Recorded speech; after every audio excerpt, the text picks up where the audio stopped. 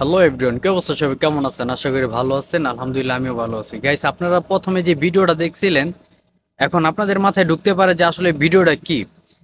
প্রথম যখন আমি এই ভিডিওটা দেখছি তখন আমি নিজেও বুঝতে পারি না যে আসলে ভিডিওটা কিসের একটা ভিডিও। তো পরে যখন আমি এই ভিডিওটা নিয়ে একটু ঘাটাঘাটি করে বুঝতে পারি যে এই মহিলাটা শাস্তি অবস্থায় আছে আর কি। তার শাস্তি দেওয়া হচ্ছে একটা রুমের ভিতরে, তার চার হাত পা বেঁধে রেখে তাকে শাস্তি দেওয়া হচ্ছে।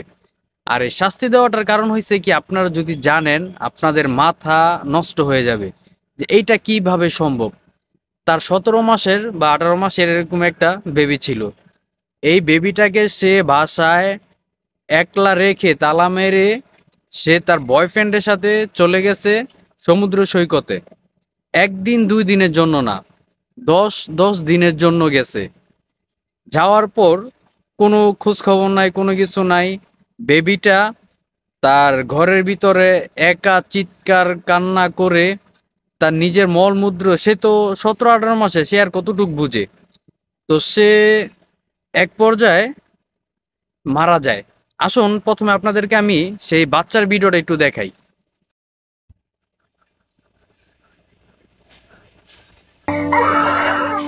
এই গাইস, বাচ্চার ভিডিওটা তো আপনারা দেখলেন। তো চিন্তা করুন যে এতটুকু একটা নবজাতক শিশুকে রেখে কিভাবে সে ঘুরতে গেছে।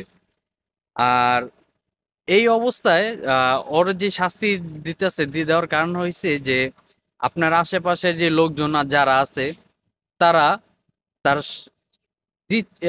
মানে এমন শাস্তি দাবি করছে যে বাচ্চাটাকে যে ঠিক যেভাবে মারাইছে ঠিক সেও যাতে সেভাবে মারা যায়, তার মৃত্যুদণ্ড আহ, তারা দাবি করছে।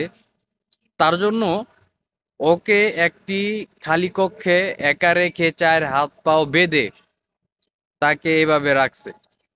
আসুন আপনাদেরকে ওর ভিডিওটা একটু দেখায়, ওরা যে কি পরিমাণে শাস্তিটা দিতেছে, তারপরে বাকি আলাপ আলোচনা করব।